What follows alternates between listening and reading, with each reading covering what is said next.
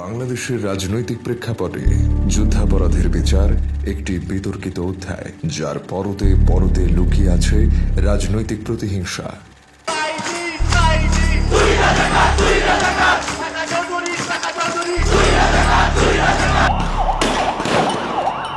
ট্রাইব্যুনালের নামে বিরোধী দলীয় নেতাকর্মীদের কণ্ঠরোধ করা এই মেগা প্রজেক্টের বলি হয় বিএনপি ও জামাতের শীর্ষ নেতাকর্মী।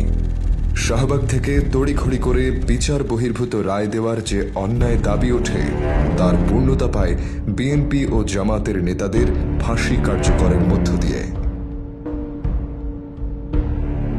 যে কজন নেতা এই অন্যায় ট্রায়ালের শিকার হন, তাদের মধ্যে অন্যতম হলেন বাংলাদেশ জামাতে ইসলামীর সাবেক ভারপ্রাপ্ত secretary general ATM Azharul Islam.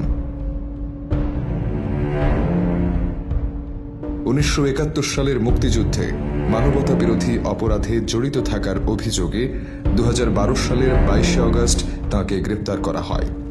তারপর দীর্ঘ 13টি বছর পার হয়ে গেছে।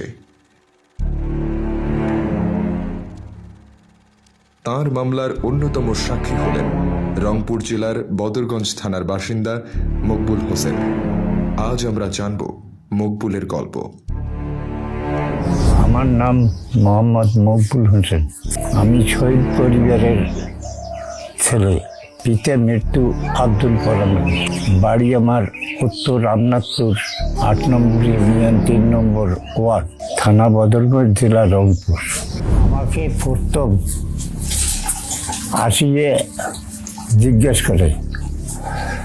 জিজ্ঞেস করে কি যে তোমার মা মারা গেছে কিভাবে? আমার মা মারা গেছে যুদ্ধ, এই যে খানসেনারা গাড়ি খাড়া করে থুয়ে আসিয়ে দলে দলে লোক পালায়, তাতে আমার মাকে এখানে গুলি করে মারছে। আমার মায়ের আমি আগে ছিলাম। যখন দেখলাম যে মাও আমার তো মহিলা মানুষ দৌড়াইতে পারে না, তখন আমি আমার জান নিয়ে এই রাস্তা পার হয়ে ওই দিকে চলে গেছি। ওই দিকে যখন চলে গেছি, তখন এদিকে শব্দ, গুলির শব্দ খুব। পরে শুনবার পাই মা আমার গুলি খায়া মারা গেছে। তারপরে আমি ওই পালে থাকলাম। রাত্রে আমার কাছে লোক গেল, আমাকে নিয়ে আসলো। আসিয়ে পরের দিন সকালে আমার মা দাফন করিয়ে আমি কান্দি কাটি চলে যাই।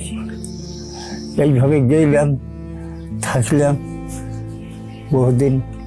থাকার পর এই আমার পাশ ধরলো এখানে মুখলেস আর আমিনুল, যে তোমার একটা সুযোগ আছে,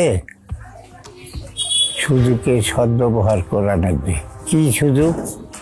তাহলে তোমার মাকে মারছে, তার জন্য এখন একটা কেস হয়ে গেছে, সেই কেসের সাক্ষী দিতে হবে। মকবুলের মায়ের হত্যাকারী হিসেবে এটিএম আজহারুল ইসলামের নাম যুক্ত করার আপ্রাণ প্রয়াস চালায় সরকার। খান সেনাদের সাথে এটিএম এর নাম জুড়ে দিয়ে চাপ দেওয়া হয় মকবুলের ওপর। তাহলে মারছে কায়? তাহলে খান সেনারা। তাহলে সেই খান সেনার সাথে কায় আসল? কারণ কে যে আসিল সেইটা আমি বলতে পারি। তাহলে সেইটা বলা লাগবে। কি বলা লাগবে? যে এটিএম আজহারুল ইসলাম তার সাথে ছিল। তিনি এটিএম আজহারুল লোক আমি তো চিনি না, তার সাথে ছিল। সে সময় তো আমি জানের ভয়ে পালিয়ে গেছি। আর তাকে আমি দেখলাম কোথায়, তাকে আমি চিনলাম কোথায়? তাহলে পাগল সেটা বললে হবে না, বলতে হবে যে আমি তাকে চিনছি। কিন্তু সেই কথা কেমন করে বলি? এটা তো আমাকে খুব খারাপ লাগছে। হ্যাঁ, এটিএম আজহারুলের কথা আমি মানুষের মুখে শুনি, সে খুবই ভালো লোক। নোহানি পাড়ায় বাড়ি। সে সবসময় উপকার করে। সেই সময় এই হালিম ভাই আমার শুনবার পাইছে, পায়া হালিম ভাই আমার কাছে আনছে। আসিয়ে খুবই আমার অনুরোধ বিনোরোধ করছে। তখন আরও আমার খুব খারাপ লাগছে। খারাপ লাগিয়ে আমি মনে মনে চিন্তা করি যে না, এটা কেমন করে নির্দোষী লোকের নামটা আমি বলি। আর এক ভাই তো আমাকে অনুরোধ করলে, সে তো আমার গ্রামেরই ভাই। মকবুল সাক্ষ্য দিতে অপারগতা প্রকাশ করলেও আমিনুলরা বেঁকে বসে। তারা যে কোনো মূল্যে মকবুলকে রাজি করানোর জন্য ব্যস্ত হয়ে পড়ে। মকবুলকে খুঁজতে তারা ছুটে যায় তার শ্বশুর বাড়িতে।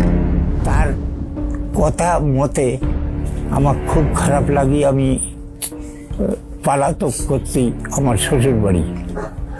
সেখানে মোটর সাইকেল নিয়ে আমিনুল পুলিশ নিয়ে চলে গেছে রাত 12টার সময়। যায়া আমাকে ওখানে ধরিয়ে পুলিশের হাওলায় দিয়ে উনি ট্যাক্সের হাড়ে আসিয়ে এ ফাঁকে আইছে। পুলিশ আমাকে নিয়ে রংপুরে চলে যায়। তখন রংপুরে যায়া ওখানে বলে ওটা সার্কিট হাউস নাকি, আমি তো কিছু কওয়া পাইনি। আমার ভুলে লাগছে, পূর্ব পশ্চিম উত্তর দক্ষিণ আমি জানি না। আমি আজহারুল সম্বন্ধে কি জানি? আমার মা খানসিনারা গুলি করে মারছে এটা আমি জানি। বাতাইলো এইভাবে করাই লাগবে, না করলে আপনার বিরাট কিছু জীবনের ক্ষতিগ্রস্ত হয়ে যাবে। বললাম যে আমার জীবনের কি ক্ষতি হবে?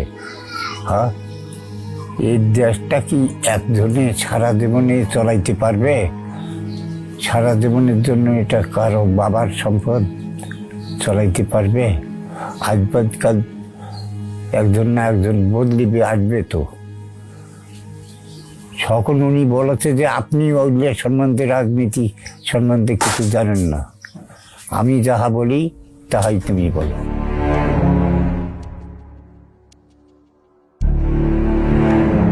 ওখান থাকিয়ে আবার আমাকে পরের দিনে ঢাকায় নিয়ে যায়। ওই পুলিশ আছে ক্যাম্প, সেইখানে রাখলো। আমাকে বুঝায় যে এই কোর্টে উঠিয়ে এগলে বলতে হবে যে খানসিনারা যে মারছে সেই সময় আজহারুল ইসলাম ওখানে ছিল সিভিল ড্রেসে, সাদা পোশাকে। এই কথা বলবে, আর কিছু বলা লাগবে না। ট্রাইব্যুনালে মকবুল বলেন, 1971 সালের 16 এপ্রিল এটিএম আজহারুল পাকিস্তানি সেনাবাহিনী সহ টেক্সারহাটের 6 নং রেলগেটে একটি ট্রেনের মাধ্যমে আসেন। এরপর টেক্সারহাটের বিভিন্ন বাড়িঘর আগুন দিয়ে পুড়িয়ে দেন এবং গুলি চালান। যখন পাকিস্তানি সেনাবাহিনীকে সাথে নিয়ে তিনি তাদের গ্রামে আসেন, তখন মকবুল তার মায়ের সাথে ধাপপাড়ার দিকে দৌড়াতে শুরু করেন। এক পর্যায়ে তার মা দৌড়াতে না পেরে তাকে পালিয়ে যেতে বলেন। কিছুক্ষণ পর তিনি গুলির শব্দ শুনে পেছনে ফিরে দেখেন যে এটিএম আজহারুল ইসলাম এবং দুজন পাকিস্তানি সেনা তার মায়ের উপর গুলি চালান। ফলে তার মা সেখানে পড়ে যান এবং উচ্চ স্বরে চিৎকার করেন। না বললে খুব অসুবিধে, কঠিন অসুবিধা হয়ে যাবে। 5 দিন ধরে ওখানে আমাকে রাখে, বুঝছেন। 1, 2, 3 দিন করিয়ে নিয়ে যায়, সাক্ষী হয় না, ঘুরি ধরি আছে। 4 দিন 5 দিনকে দিনই নেই, তেমনি সাক্ষী হয়েছে।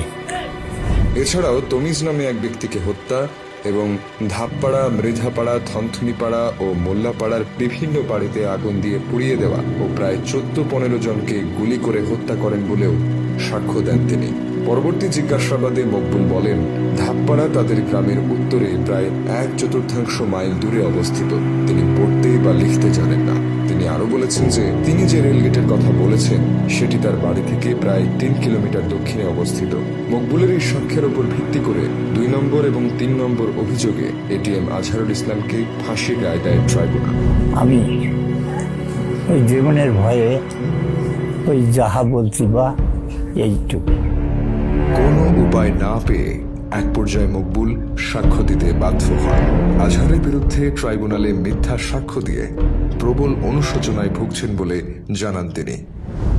আমার সব সময়ের জন্য অন্তর তার জন্য কান্দে যে আল্লাহ আজ আমি কোন পর্যায়ে তার কাছে এই ক্ষমা চাবো আর ক্ষমা পাবো।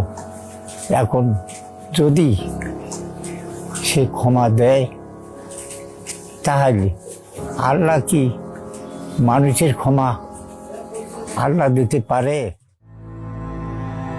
অন্য নেতাদের ফাঁসি কার্যকর করলেও এটিএম আজহারুল ইসলামের রায় কার্যকর করতে পারেনি ফ্যাসিস্ট সরকার। তার মুক্তির আশায় এখন দিন গুনছেন মকবুল। তার এই ভুলের জন্য একবার ক্ষমা চেয়ে নেবেন বলেও আশা ব্যক্ত করেন তিনি।